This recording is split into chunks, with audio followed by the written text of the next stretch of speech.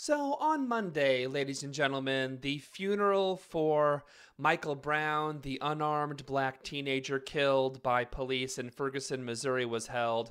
I actually want to kick off the hour today by discussing a few stories on the Ferguson Police Department and actually the broader Missouri Police Department here and different police departments here. Kind of a broad Missouri police snapshot, if you will, because there's actually been quite a few stories published in the last few days about police in Missouri, Ferguson, and actually beyond. So for starters, the Washington Post actually had a story on where the police officer who killed Michael Brown, Darren Wilson, worked prior to getting his job on the Ferguson police force.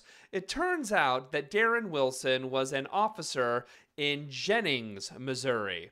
And it actually sounds like, according to this Washington Post article, that the Jennings police force had unbelievable issues, to say the least. And the situation was so bad, so bad. How bad was it? Well, let's read a little bit from the Washington Post. This is from the Washington Post. Quote, "The small city of Jennings, Missouri had a police department so troubled and with so much tension between white officers and black residents that the city council finally decided to disband it. Everyone in the Jennings Police Department was fired. New officers were brought in to create a credible department from scratch. That was 3 years ago. One of the officers who worked in that department and lost his job along with everyone else was a young man named Darren Wilson." End quote. So you heard that right. The police officer who killed unarmed teenager Michael Brown, his last job was being a cop for a city whose policing was so awful that the town voted to disband the entire police force. Not just the commissioner, not just a few cops, the entire police force. To be honest, I actually wasn't even aware that that was something that cities could do. I never heard that before. I didn't know it was that easy. We can do that? We can just disband an entire police force on a city level? That's pretty amazing. What the hell are we waiting for, right? I mean, citizens of Ferguson, take Jennings as your example. Disband your racist, abusive police force. Let's dig into some details here. Find out what actually happened in Jennings specifically. So city council person for Jennings, Mike Epps, told the Washington Post the following quote. He said, quote, "You're dealing with white cops and they don't know how to address black people. The straw that broke the camel's back, an officer shot at a female. She was stopped for a traffic violation. She had a child in the back of the car and was probably worried about getting locked up. This officer chased her down Highway 70 past city limits and took a shot at her. Just ridiculous." End quote. So, so Jennings police shot at a woman who had a kid in the back of a car. That sounds responsible, right? That sounds smart, protecting and serving.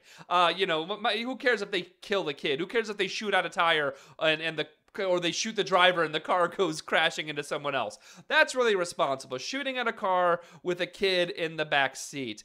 But it was not only that. Reading again from the Washington Post, quote, "Police faced a series of lawsuits for using unnecessary force. One black resident, Cassandra Fuller, sued the department for claiming a white Jennings police officer beat her in June 2009 on her own porch after she made a joke. A car had smashed into her van, which was parked in front of her home, and she called the police. The responding officer asked her to move the van. Quote, 'It don't run. You can take it home with you if you want,' she answered.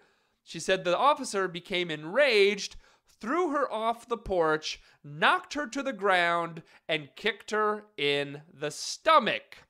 The department paid Fuller a confidential sum to settle the case." End quote. That seems like a reasonable response to a joke, doesn't it?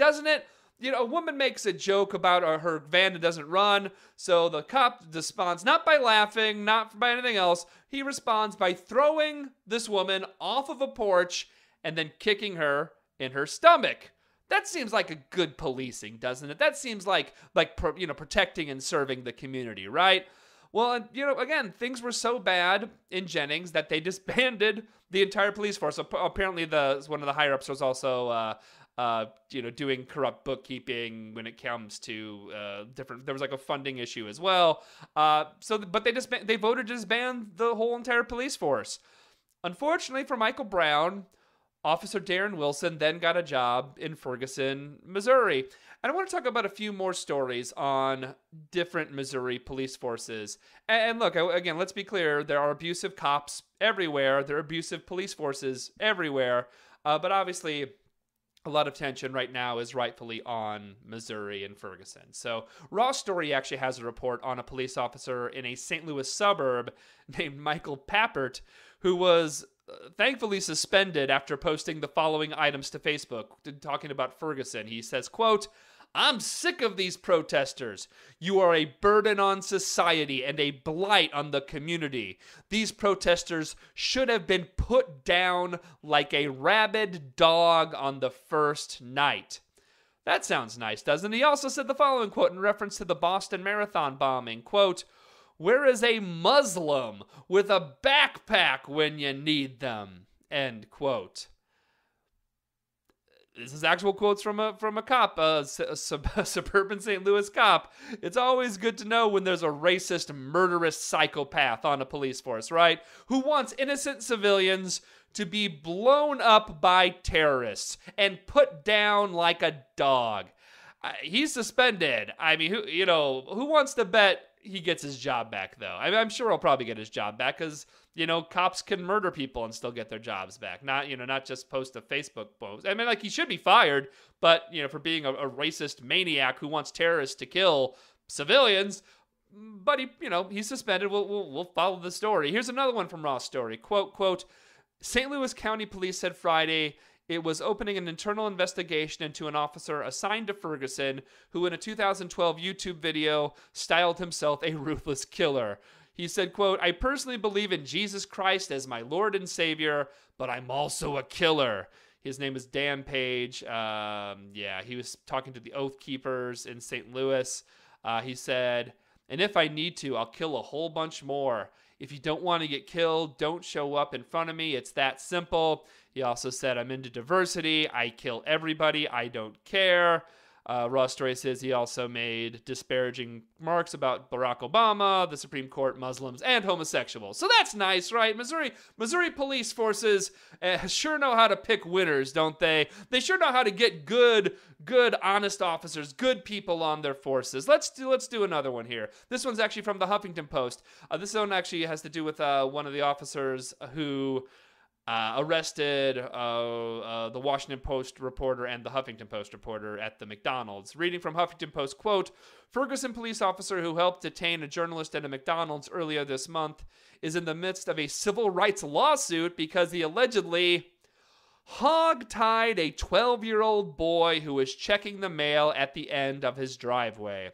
According to a lawsuit filed in 2012, a Missouri federal court, Justin Cosma and another officer, Richard Carter, approached a 12-year-old boy who was checking the mailbox at the end of his driveway in June 2010.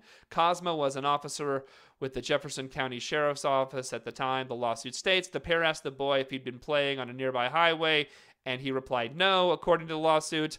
Then the officers, quote, became confrontational and intimidated the child. The lawsuit claims unprovoked and without a cause. The deputies grabbed the boy, choked him around the neck, and threw him to the ground, it says.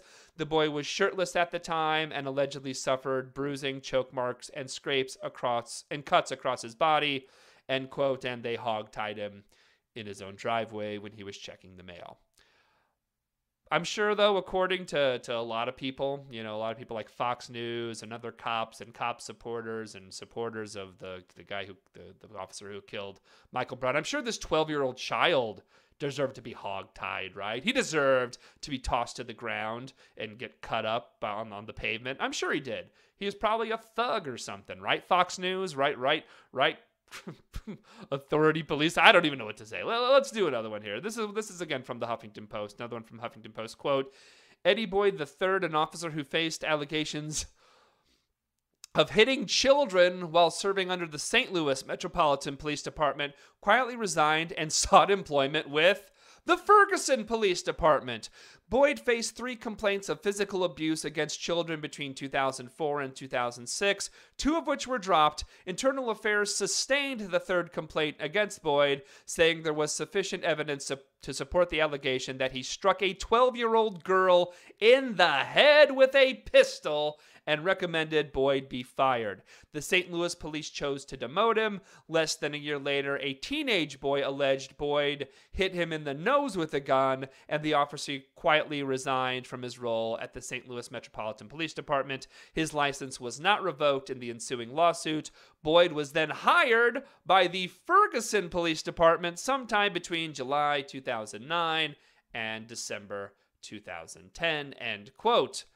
Man, so Ferguson got another winner, another great cop there. I would have loved to have been a fly on the wall in that job interview, huh? So let's see here, officer. You multiple instances of pistol whipping children. Pff, you're hired. You're a perfect fit for our town. We have tons and tons of children that we would just love for you to pistol whip.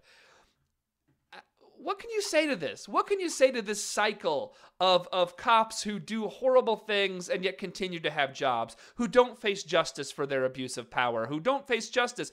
Yeah, and I want to circle back to the beginning here. Look, we all know that police violence and police brutality towards people of color is not merely a problem in Ferguson, not merely a problem in Missouri. It's everywhere. We all know this. We've talked about this a lot. But the town of Jennings, here we were talking at the beginning, they decided to disband their entire police force and apparently start from scratch. And look, I don't know if things in Jennings are better now, but I'm just an idea. People of Ferguson, Missouri, maybe you folks might want to look into that. Maybe other people in communities around the country where police regularly terrorize you, maybe look into that possibility too. You know, look, of course, there's different states and municipalities. They all have different laws and different rules. But if the police aren't serving the community, if the police are terrorizing the community has a right to do something about it. And disbanding the police might be a good route to go. We'll be right back.